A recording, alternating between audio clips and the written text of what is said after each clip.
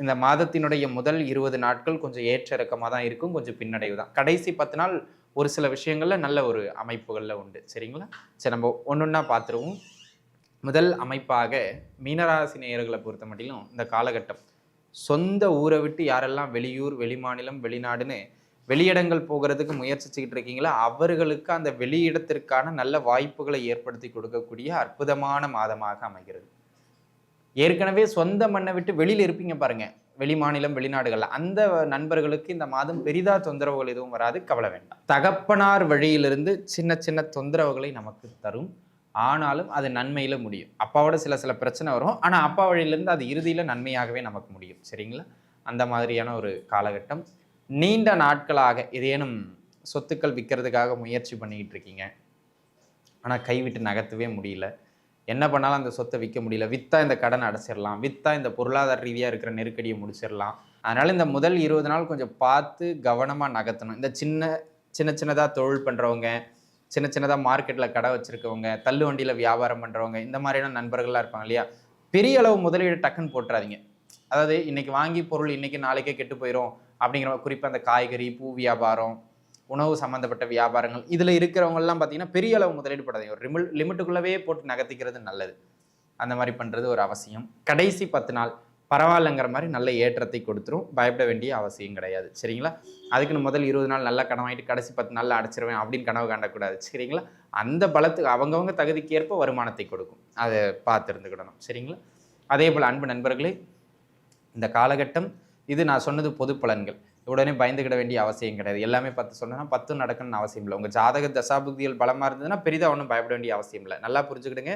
6ஆம் இடம், 8ஆம் இடம், 12ஆம் இடம் சம்பந்தப்பட்ட தசாபுக்தி, அந்த அதிபதிகளின் தசாபுக்தியோ இல்லை அந்த இடத்துல அமர்ந்த கிரகங்களின் தசாபுக்தியோ உங்களுக்கு நடக்குதுன்னா வாயை திறந்துடாதீங்க. ஓம் நம சிவாய. தென்னாடுடைய சிவனே போற்றி, எந்நாட்டவர்க்கும் இறைவா போற்றி. எம் தொலைக்காட்சி நேயர்கள் அனைவருக்கும் ஜோதிடர் யோகி ஜெயப்பிரகாஷின் அன்பான வணக்கங்கள். அன்பு நேயர்களே, இந்த பதிவில் நம்ம என்ன பார்க்க இருக்கோம் அப்படின்னு கேட்டிங்கன்னா, மீனராசி நேயர்களுக்கு ஜனவரி மாதத்திற்கான பலாபலன்கள் எப்படி இருக்கின்றது அதுதான் பார்க்க போகிறோம். ஜனவரி மாதத்தை பொறுத்த மட்டும் 2025 முதல் மாதம். இந்த மாதம் எப்படி இருக்கின்றது அப்படின்னு தான் நம்ம இந்த அமைப்புகளில் பார்க்க இருக்கிறோம். மீனராசி நேயர்களை பொறுத்த மட்டும் அப்படி ஒன்றும் ரொம்ப சூப்பரான ஒரு மாதம் அப்படின்னு சொல்கிற அளவுக்கு இல்லை. இந்த மாதத்தினுடைய முதல் 20 நாட்கள் கொஞ்சம் ஏற்ற இறக்கமாக தான் இருக்கும், கொஞ்சம் பின்னடைவு தான். கடைசி 10 நாள் ஒரு சில விஷயங்கள்ல நல்ல ஒரு அமைப்புகளில் உண்டு. சரிங்களா? சரி, நம்ம ஒன்னொன்னா பார்த்துருவோம். முதல் அமைப்பாக மீனராசி நேயர்களை பொறுத்த மட்டிலும் இந்த காலகட்டம் சொந்த ஊரை விட்டு யாரெல்லாம் வெளியூர், வெளிமாநிலம், வெளிநாடுன்னு வெளியிடங்கள் போகிறதுக்கு முயற்சிச்சுக்கிட்டு இருக்கீங்களோ அவர்களுக்கு அந்த வெளியிடத்திற்கான நல்ல வாய்ப்புகளை ஏற்படுத்தி கொடுக்கக்கூடிய அற்புதமான மாதமாக அமைகிறது. ஏற்கனவே சொந்த மண்ணை விட்டு வெளியில் இருப்பீங்க பாருங்க, வெளி மாநிலம், வெளிநாடுகள்ல, அந்த நண்பர்களுக்கு இந்த மாதம் பெரிதா தொந்தரவுகள் எதுவும் வராது, கவலை வேண்டாம். சரிங்களா? இந்த மாதத்தை பொறுத்த மட்டிலும் வெளிநாடு போகிறதுக்கு மிக மிக சிறப்பான மாதமாக அமைகிறது. First point. ஏற்கனவே அங்கே இருக்கிறவங்களுக்கு நீடிச்சு அங்கேயே தங்கிறதுக்கான சில வழிவகைகளை ஏற்படுத்தி கொடுக்கின்ற மாதமாக அமைகின்றது. இது செகண்ட் பாயிண்ட். இது ரெண்டுமே மீனத்துக்கு ரொம்ப நல்லா இருக்கு இந்த காலகட்டத்தில். சரிங்களா? அதனை அடுத்ததாக இந்த பெண்கள் இருக்காங்க பார்த்தீங்களா, அந்த பெண்கள் வழியிலிருந்து நிறைய உதவிகள் கிடைக்கும். ஒரு பிரச்சனை இல்லை ஒரு நெருக்கடி இல்லை ஏதோ ஒரு தேவை, யாருக்கிட்ட கேட்குறதுன்னு தெரில, மனைவி கிட்ட கேட்கலாம், அம்மா கிட்ட கேட்கலாம், சகோதரிகள் கிட்ட கேட்கலாம், அல்லது பெண் நண்பர்கள் நண்பிகள் இருக்காங்க அப்படின்னு சொன்னால் அவங்க கிட்ட கேட்கலாம். ஏன்னா பெண்கள் வழியிலிருந்து இந்த மாதம் மீனராசி நேயர்களுக்கு சின்னதாக உதவி கிடைக்கும். பெருசாக கேட்கக்கூடாது, சின்னதாக கேட்டால் தான் பண்ணுவாங்க. அந்த மாதிரியான உதவிகள் கிடைக்கக்கூடியது மாதிரியான காலகட்டம் இது. அதனை அடுத்த அமைப்பாக அன்பு நண்பர்களே, இந்த காலகட்டத்தை பொறுத்த மட்டிலும் ஒரு சிலருக்கு சுப விரயங்கள் அதிகரித்த வண்ணம் காணப்படும். அது உங்க பிள்ளைகளுக்காக இருக்கலாம், இல்லை உங்க குடும்ப உறவுகளுக்காக இருக்கலாம். ஏதேனும் ஒரு விதத்தில் சுபகாரியங்கள் டக்குன்னு நடந்துகிட்டே இருக்கும். அதற்காக சுப விரயங்கள் அதிகரித்த வண்ணம் காணப்பட்டுக்கிட்டே இருக்கும். ஆக அன்பு நண்பர்களே, சுப விரயங்கள் அதிகரிக்கக்கூடிய ஆகச்சிறந்த காலகட்டமாக இந்த காலகட்டம் அமையப்பெறுகின்றது அப்படிங்கிறத அன்பர்கள் புரிஞ்சுக்கிடணும். சரிங்களா? இது ஒரு விஷயம். அதனை அடுத்ததாக இந்த காலகட்டம் தகப்பனார் வழியிலிருந்து சின்ன தொந்தரவுகளை நமக்கு தரும். ஆனாலும் அது நன்மையில முடியும். அப்பாவோட சில சில பிரச்சனை வரும், ஆனால் அப்பா வழியிலிருந்து அது இறுதியில் நன்மையாகவே நமக்கு முடியும். சரிங்களா? அந்த மாதிரியான ஒரு காலகட்டம். நீண்ட நாட்களாக ஏதேனும் சொத்துக்கள் விற்கிறதுக்காக முயற்சி பண்ணிக்கிட்டு இருக்கீங்க, ஆனால் கைவிட்டு நகர்த்தவே முடியல. என்ன பண்ணாலும் அந்த சொத்தை விற்க முடியல. விற்றா இந்த கடன் அடைச்சிடலாம், விற்றா இந்த பொருளாதார ரீதியாக இருக்கிற நெருக்கடியை முடிச்சிடலாம் அப்படிங்கிற மாதிரியான நீங்களும் என்னவோ ஐடியா பண்ணி ட்ரை பண்ணுறீங்க. ஆனால் அது முடியல அப்படிங்கிற பட்சத்தில் இந்த மாதம் முயற்சியுங்கள். விற்க முடியாத சொத்து பத்துக்களை கூட விற்பதற்கான பலம் கிடைக்கக்கூடிய அற்புதமான காலகட்டமாக இந்த மாதம் உங்களுக்கு அமைகின்றது அப்படிங்கிறது ரொம்ப இம்பார்ட்டண்ட்டான பாயிண்ட். சரிங்களா? இது ஒரு அமைப்பு. அதனை அடுத்ததாக இந்த காலகட்டத்தை பொறுத்த மட்டிலும் வேற என்ன சிறப்பான விஷயங்கள் உண்டு அப்படின்னு கேட்டுக்கிட்டிங்கன்னா, வேலையில்லாத நண்பர்களுக்கு கூட வேலை வாய்ப்புகளை பெற்றுக் கொடுக்கும். எப்போ? கடைசி 10 நாள். இப்போ நான் சொல்கிற நற்பலன்கள் எல்லாமே கடைசி 10 நாளில் எடுத்துக்கிடுங்க. சரிங்களா? 20 தேதிக்கு பிறகு வேலையில்லாத நண்பர்களுக்கு கூட வேலை வாய்ப்புகளை ஏற்படுத்தி கொடுக்கின்ற அமைப்புகளில் உண்டு. ரொம்ப நாளாக வேலை பார்த்து பெண்டிங் வந்து அப்படியே பேமெண்ட்டில் நின்று போயிருக்கும். ஏங்க போன மாதம் ஒரு வாரம் வேலை பார்த்தேன், அதுக்கே எங்கள் மேஸ்திரி இன்னும் கூலியை தரல, போன மாதம் இங்கே லோடு இருக்குன்னு அதுக்கே கடைக்காரர் இன்னும் பணத்தை போடல அப்படின்னு இருந்தவங்களுக்கு கூட அந்த பழைய பெண்டிங் பேமெண்ட்லாம் தொழில் சார்ந்த விஷயங்கள்ல டக்குன்னு கிடச்சிரும். ஆனால் முதல் 20 நாள் நீங்கள் கேட்பீங்க, இழுவரியாக போய்கிட்டே இருக்கும். அப்போது 20 தேதிக்கு பிறகு போய் கேளுங்க, கொடுத்துருவாங்க. அந்த மாதிரியான ஒரு அமைப்பு. அதனை அடுத்ததாக அன்பு நண்பர்களே, இந்த காலகட்டத்தை பொறுத்த மட்டிலும் 20 தேதிக்கு பிறகுலேருந்து அந்த கடன் தொந்தரவுகளை ஓரளவுக்கு சமாளித்து பரவாயில்லையா சாமி எப்படியும் கொஞ்சம் கட்டுப்படுத்திட்டேன் அப்படிங்கிற மாதிரி உட்கார முடியும். ஆனால் 20 தேதி வரைக்கும் கழுத்தை நெரிக்கும், அது வேறு விஷயம். சரிங்களா? அந்த மாதிரியான ஒரு அமைப்புகளில் உண்டு. அதே போல் இந்த 20 தேதி வரைக்கும் பார்த்தீங்க அப்படின்னு சொன்னால் உடல்நிலையில் ஏதாவது ஒரு தொந்தரவுகள் வந்துக்கிட்டே இருக்கும், மருத்துவ செலவுகள் செஞ்சுக்கிட்டே இருப்போம்.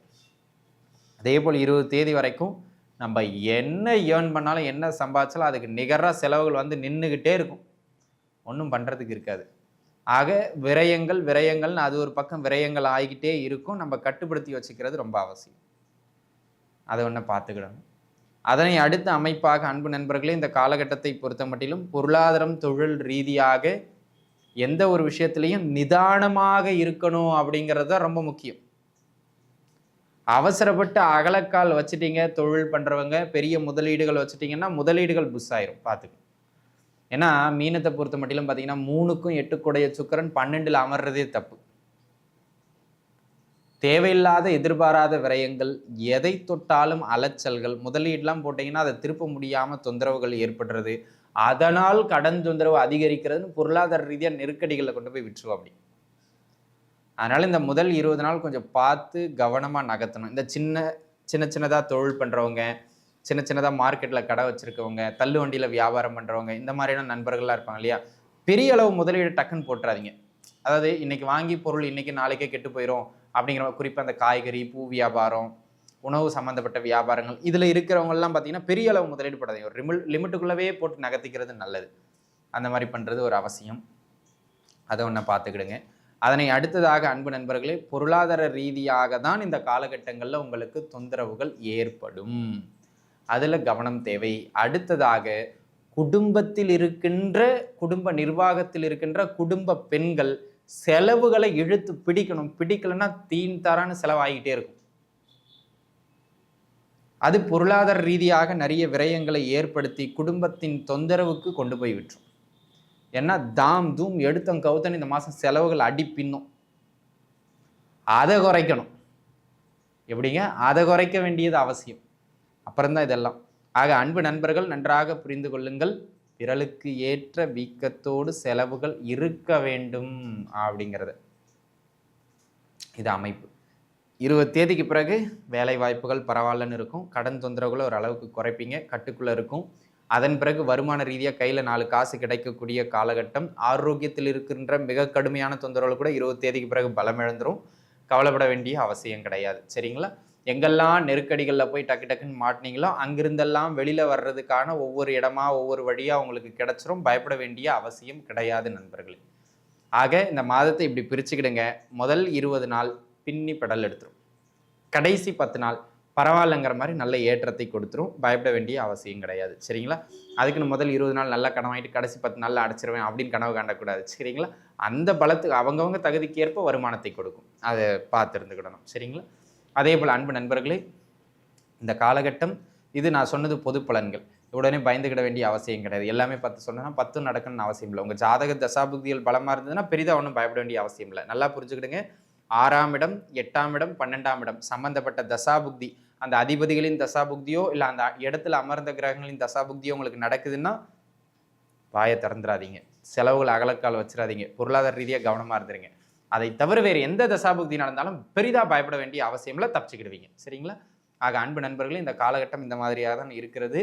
அகலக்கால் வைக்காமல் இருப்பது தலை சிறந்த பரிகாரம், பார்த்து இருந்துக்கிடுங்க. சரிங்களா? அனைவரும் நன்றாகவே இருப்பீர்கள். வாழ்க வளமுடன். நன்றி.